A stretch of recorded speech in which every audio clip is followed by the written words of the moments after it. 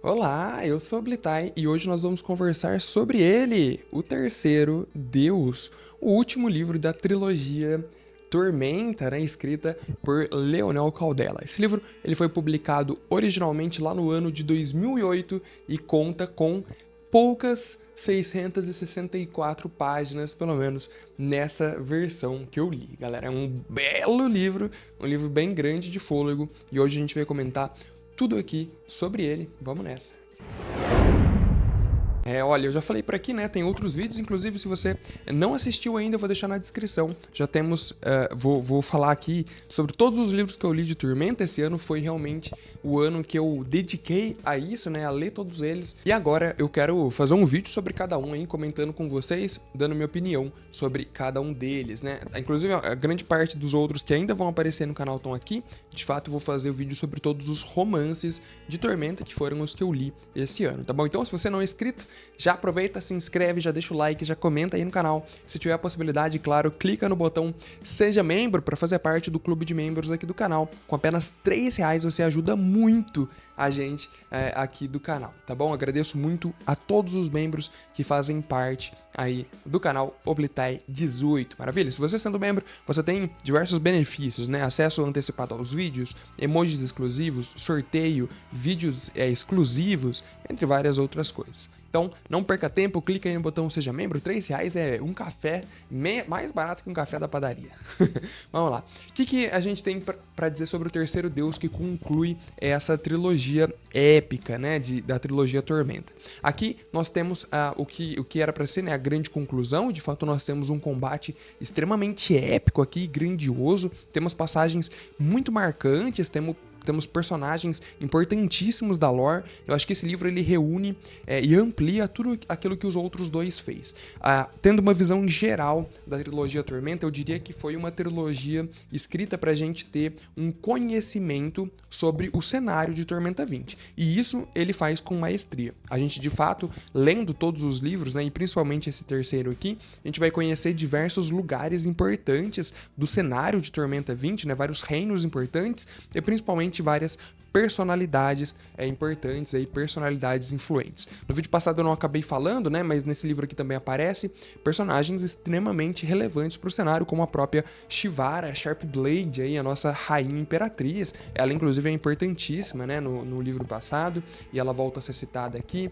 Temos personagens importantes que eu não vou citar nessa parte porque eu não quero dar spoiler por enquanto, mas saiba que isso é o grande trunfo do livro, e para mim é a coisa mais interessante que tem. É a gente conhecer vários reinos que fazem parte do cenário de Arton e personagens importantes. Isso para mim é o ponto alto, sem sombra de dúvidas. Temos reviravoltas aí de personagens, né, como a própria Vanessa, que acaba mudando bastante da sua personalidade passada, e o Darian, não sei como fala o nome dele, Darian, que no livro passado ele era um personagem que pra mim era tipo, tá bom, qualquer coisa me avisa. E nesse livro ele ganha uma face nova, né? Ele tem uma reformulada, uma guinada de personalidade que realmente é bem interessante, apesar das cagadas que ele fez aí no livro passado. E eu vou te dizer que, olha, o Darian, ele me surpreendeu porque ele dá uma reviravolta nesse livro tão grande que ele acaba virando aí um dos meus favoritos. Tá? A Vanessa pra mim ainda é muito boa, eu coloco ela lá no alto. Temos personagens novos que são introduzidos nesse livro, que são os irmãos, né, a Yadalina e o Edaurus. Não sei se eu tô pronunciando o nome deles assim corretamente, mas eles também são bem importantes pra trama. E eu tive uma experiência diferente, né? A Yadalina, eu já coloco ela ali no ponto alto. Eu acho que realmente ela é um personagem muito bom, que ela tem mistérios, né, que você que não sabe nada do universo de Tormenta, quando você vai descobrindo junto com essa personagem as coisas que ela tem, né, que ela realmente enfrenta, a coisa fica bem interessante, você fica realmente curioso para saber. Eu já tinha tomado um spoiler sobre ela, então pra mim ficou tipo, putz, cara, isso aqui ia ser tão legal se eu não soubesse. Então eu recomendo muito pra você que não teve esse tipo de contato ainda com a lore, com o Atlas de Arton, por exemplo, e vai direto ler esse livro porque vale muito a pena. Críticas, né? Quais são os principais pontos que são levantados pela galera, pela crítica na internet sobre o livro? O primeiro é a mesma que os outros dois, né? Que ele tem páginas demais, que o autor ele acaba se debruçando muito em escrever sobre coisas que às vezes uma frasezinha ele conseguia resolver ali a situação. mas ele acaba se dedicando um capítulo inteiro. Isso é verdade, né? Esse é um problema da trilogia, ela acaba sendo muito longa. Por exemplo, ele é um livro que não precisava ter 664 páginas, né? Ele poderia ter ali suas 480, 490 tranquilamente, eu acho que não teria tanto problema assim, mas é o estilo de escrita do autor e não é como se isso me incomodasse. Eu gosto muito, por exemplo, do Stephen King, que ele é um autor que escreve demais também, né? A gente chama de verborrágico, e o Leonel Caldela ele é um pouco verborrágico, ele escreve além da medida, e é uma característica dele. Então, não sei até que ponto isso é um defeito ou apenas uma característica, né? É algo que não me incomodou, talvez principalmente porque eu li a versão digital, e eu sinto que quando a gente lê na versão digital as coisas fluem melhor, não sei, comenta aí se vocês têm essa percepção também. Então, o principal era isso, né? A galera se pergunta por que tem tantas páginas, e principalmente que o autor ele fica fazendo grandes voltas para explicar uma situação simples, né, para justificar pequenos pontos que não interferem tanto assim na história. E eu concordo parcialmente, né? Eu acho que realmente é um defeito da trilogia como um todo, mas com relação à história, galera, é uma história épica, tá? Esse terceiro livro, então, nem se fala. A gente tem 2 grandes combates aqui que eu me lembro que são extremamente memoráveis e que, me fizeram arrepiar aqui quando eu tava lendo. Depois, no final, eu vou ler umas citações aí pra vocês verem. Realmente é um livro de fôlego, tá? Existe uma grande batalha aqui contra... não preciso dar spoiler, né? Porque tá literalmente na capa do livro, né? A gente tem aqui a batalha contra um grande dragão, né? Só isso que eu vou falar pra vocês. E também a batalha, o confronto final entre Orion Drake e Crânio Negro, que já era algo que esperado, eu acho, né? Pra todo mundo aí que leu o segundo livro, pelo menos. Essa era a grande meta, digamos assim, da trilogia como um todo, e isso de fato acontece, tá? E é épico, é um livro muito épico.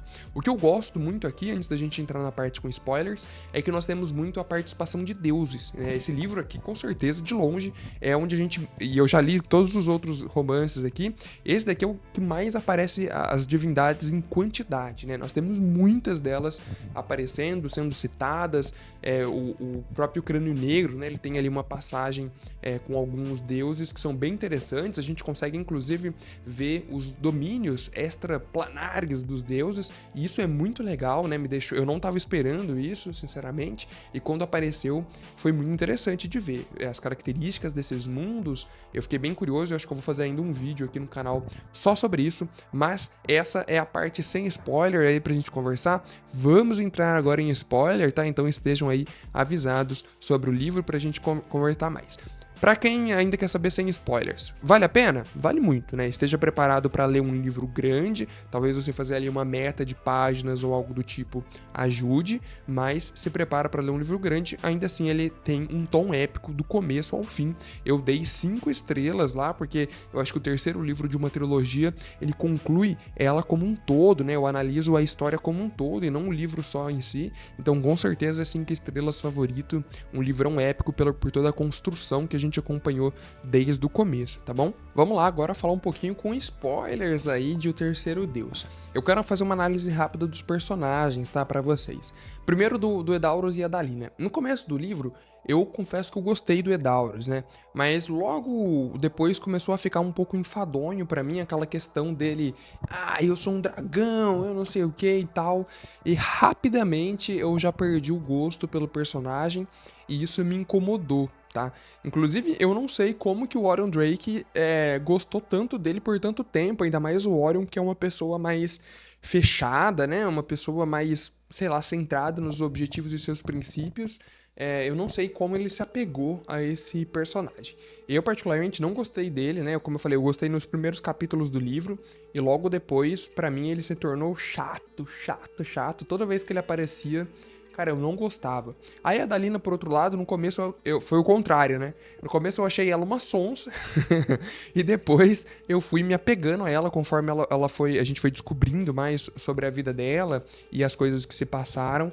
Eu fui achando mais interessante, principalmente quando a gente descobre, né? E eu repetindo, spoiler, quando a gente descobre que ela era ali aquela parte, né, presa do Calendranok. Então, foi realmente fascinante ela descobrindo os poderes, apesar de que o livro, ele tem um grande problema no final pra mim, porque ele não deixa muito claro como que isso aconteceu, né? Ele não explica exatamente em detalhes como que ela tinha ali o Calendranok dentro dela e como ele voltou ao panteão. Eu acho que isso é o mais estranho de todo, né? Essa talvez era uma ponta solta do cenário, que entregaram essa bomba na mão do Leonel e ele teve que resolver, porque não faz sentido, né? Se o panteão dos deuses são sempre 20 e o Calendranok tinha sido destituído, né? Tava ali, a vaga dele tava em aberto durante tanto tempo, sem ninguém preencher. E aí, do nada, a Yadalina, ela se descobre, né? Calendranok, ele volta, ele acende de novo a divindade. Eu não sei, pelo que eu entendi, o lugar dele tava meio que reservado ali, né? Ele tava como o esquecido, o terceiro, tal. Ninguém sabia quem era ele, mas é como se existisse ainda um aspecto dele lá. Mas o livro não explica isso, tá? Isso aqui eu tô falando da minha cabeça. Se vocês têm algum detalhe aí que eu perdi durante o livro, comenta aí. Mas eu achei bem interessante. E eu achei muito legal a gente conhecer a questão dos dragões também. Eu acho que nesse livro realmente é o lugar de todo o material de Tormenta que eu já vi. Nesse livro é o lugar que mais explica bem ali sobre os dragões, né, suas habilidades, suas cores, os seus comportamentos. Isso é muito legal. E obviamente o ponto alto do livro, na minha opinião, é a parte em que a gente acompanha os reis, né? Tem, inclusive, a parte que eu separei pra gente ler aqui, porque pra mim essa é o ponto épico ali do livro, a luta entre o imperador, né? Tormir, não sei como pronuncia, e o Mitkov, que era o rei de Yuda. Inclusive tem um vídeo já no canal muito legal. Essa parte é muito interessante pra mim, porque nós estamos jogando aí, né, Guerra Artoniana, e faz todo sentido com o contexto político da campanha, então isso é muito legal. Esses acontecimentos daqui refletem diretamente no Guerra Artoniana, e pra mim isso é muito legal. A gente já vai entrar nisso. E principalmente a corrida da Vanessa e do Orion atrás dos deuses, né? Eles fazem ali um exército de semideuses, de deuses menores que vai sair no guia. Eu tô muito ansioso. Quando o guia sair, eu vou fazer uma cobertura completa aqui no canal, não tenho dúvida disso.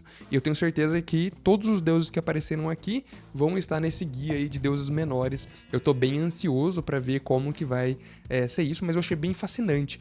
Teve alguns deuses ali que são marcantes. Por exemplo, a deusa menor lá, que é a avó, né? A avó de todo mundo. Achei fascinante aquela personagem, foi bem criativo. Achei muito legal a explicação que eles dão também como esses deuses menores nascem, né? Basta com que as pessoas creem que ele existe, que ele ganha poderes divinos, né? Isso é muito interessante, é uma mecânica bem legal, inclusive pra gente colocar em uma campanha de RPG, algo assim. Eu achei muito legal. E essa corrida pra ir atrás dos deuses menores, pra mim, foi fascinante, principalmente a brincadeira que eles fazem nas referências de deuses menores que estão ligados de alguma forma. Então, você tem o deus do arco e o deus da caça, e aí eles ficam se zoando. Você tem o deus da espada e o deus da forja, e aí eles têm diálogos interessantes entre si também. Era algo que, né, se fosse um escritor tipo normal assim, nem prestaria atenção nisso, mas eu acho que o Leonel ele faz muito bem em focar, mesmo que seja rápido, né, essas partes, dar uma enaltecida nesses personagens, e eu gostei bastante. Então, assim, de forma geral, eu acho que é um saldo positivo, tá? Nós temos duas grandes lutas que eu falei, né? Nós temos a luta contra o dragão da Tormenta, que tem a participação, inclusive, do Scar. Eu gosto muito, eu acho que esse livro, até de todos os romances que eu li, é o único que o Scar aparece ali diretamente, né? Até agora é o que ele aparece em pessoa e que a gente vê as habilidades dele em ação. Muito legal, e logo no começo do livro, né? A primeira grande batalha ali, achei massa demais. E no final, a grande batalha aí do exército dos deuses menores contra a Tormenta, né? Lá em Tamurá, né, a batalha clássica contra o Crânio Negro. Então eu gostei bastante, né? Como eu disse, eu acho que é um saldo muito positivo nesse terceiro livro. Apesar dele ser longo, eu acho que o Leonel ele consegue intercalar bem momentos. A única coisa que foi chata pra mim é nessas pontas dos personagens que eu não me apeguei, como por exemplo o Edauros, né? Eu achava chato. Enfim, eu quero ler a parte aqui da batalha, né, do Mitkov contra o nosso Tormir, sei lá, eu não sei falar o nome dele, coloquei aí nos comentários. Mas é muito legal. A passagem é o seguinte, né? O rei de Yuden lutava como um soldado, com as técnicas aprendidas no exército. Deu um bote sobre o rei imperador, usou as pontas dos dedos para cortar-lhe o supercílio. A visão de Tormir se inundou de sangue, os olhos ardendo. E aí eles começam a lutar pela... o Mitkov, né, ele faz todo um plano político ali, uma agenda política para chegar nesse momento da reunião dos reis e desafiar o rei do reinado, né, o imperador Tormi, pela posição. E isso foi muito legal, porque chega na hora da batalha, o Tormi ele já se garante, ele já sabia como que seria e dá um pau ali no Mitkov. Foi épico. E aí ele fala o seguinte, né? Você é um frouxo, Mitkov. Acha que eu vou ficar tonto como você com um golpe no nariz? Acha que eu não sei lutar sem enxergar? Você sabe lutar, mas não aguenta a dor. Você é uma criança mimada que quer o reinado como um brinquedo caro. Mano, isso é muito bom, essa luta aqui é muito épica. E aí ele conclui. Você aprendeu a lutar no exército. Nenhum instrutor teria coragem de machucá-lo de verdade. Eu fui aventureiro, Mitkov. Tormi recebeu um pontapé no flanco, mas realmente não parecia se importar com a dor. Lembrou de incontáveis vezes cortado por garras de monstros ou mordido por coisas venenosas, trespassado por armadilhas ou flechado por inimigos ocultos. Foi um aventureiro, e a dor fazia parte da sua rotina. Era imperador, e o autocontrole fazia parte da sua alma. Cara, essa batalha é muito boa, é muito épica. E por que eu acho ela uma passagem muito importante, né? Porque é com essa queda do Mitkov que a Shivara ascende, né? Ela já era ali a rainha de Trebuk, e com a queda do Mitkov ela vira também a rainha de Yuden. Ele depois, né, o Tormi, lá no futuro, né, nas Guerras Táuricas, o Tormi abre mão da posição dele para a Shivara, o que é muito épico, e ela fica como a verdadeira rainha imperatriz aí, dominando 3 reinos, até que depois, né, Trebuk vira independente e tal, mas por enquanto ela atua como rainha. E essa passagem aqui é muito legal, tá? Essa passagem aqui é muito legal mesmo, me arrepiou tudo essa batalha. Nossa senhora, e a parte que o Scar aparece também é muito legal. Mas é isso, eu quero muito saber de vocês, comentem aqui o que vocês acharam sobre esse livro. Eu acho que é uma conclusão muito boa pro cenário. Obviamente, o final ele deixa coisas em aberto, mas eu acho que isso foi proposital no sentido pra galera explorar isso em suas campanhas de RPG, né? Pra eles conseguirem, pros mestres terem mais ideias, ali, pegarem essas pontas soltas e trabalharem em campanhas de RPG. Eu acho que é uma boa... Pelo menos uma boa desculpa se não foi proposital de se dar aí para as coisas que terminam sem um final concreto, tá? Comenta aí o que você achou, deixa o like, se inscreva no canal, a gente se vê no próximo vídeo. Obrigado e tchau, valeu!